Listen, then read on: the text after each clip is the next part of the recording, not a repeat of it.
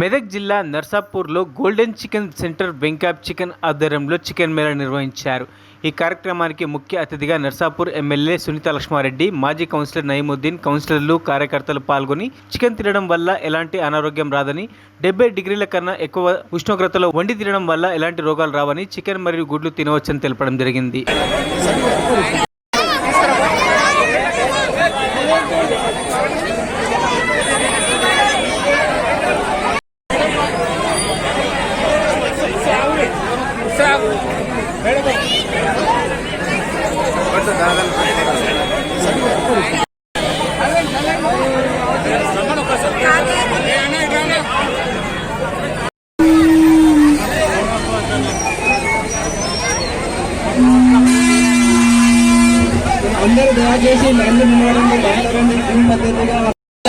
Municipal ex vice Nayeemuddin గారికి, అదేవిధంగా జితేందర్ రెడ్డి గారికి, సేనాపతి గారికి, శ్రీనివాస్ రెడ్డి గారికి, శ్రీశైలం గారికి, సామయ్య గారికి, ప్రతాప్ గారికి, అదేవిధంగా ఈ కార్యక్రమాన్ని నిర్వహిస్తున్న మరి గోల్డెన్ చికెన్ కి సంబంధించినటువంటి హుసేన్ గారికి, ఇక్కడ ఇచ్చేసినటువంటి ప్రజలందరికీ, పత్రికా మిత్రులకు, మీ అందరికీ పేరు పేరున నా హృదయపూర్వక నమస్కారాలు తెలియజేస్తూ, ఈరోజు గోల్డెన్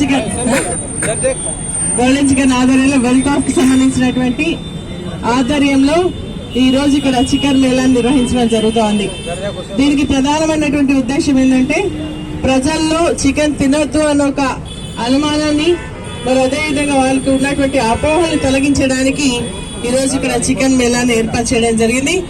మరి చికెన్ పౌల్ట్రీ పైన ఆధారపడేటువంటి చాలా మంది మరి ఫార్మర్స్ ఉన్నారు, రైతులు ఉన్నారు.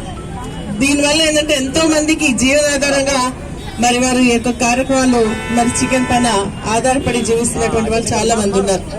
ప్రధానంగా ఏంటంటే ఇప్పుడు రైతులు పండిస్తారు, తర్వాత కొనుక్కునే వాళ్ళు కొనుక్కొని ఇక్కడ అమ్ముతారు, తర్వాత మనం కూడా కన్స్యూమర్స్ గా మరి కొనుక్కొని తినడం జరుగుతుంది.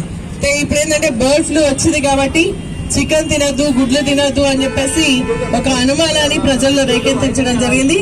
కానీ హెల్త్ డిపార్ట్మెంట్ కానీ ప్రభుత్వం కానీ చికెన్ తినద్దు, ఎగ్ తినద్దు, గుడ్డు తినద్దు అని ఎక్కడ కూడా చెప్పట్లేదు.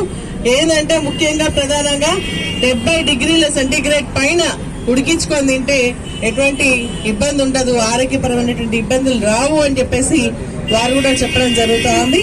అందుకనే ఏంటంటే ఈ రోజు మరి చికెన్ మేళా ద్వారా మనం చికెన్ తిన్నా, గుడ్డు తిన్నా ఏమి ఇబ్బంది లేదు అని చెప్పడానికి ఈ రోజు. మరిన్ని అప్డేట్స్ కోసం మా ఛానల్ ని సబ్స్క్రైబ్ చేయండి.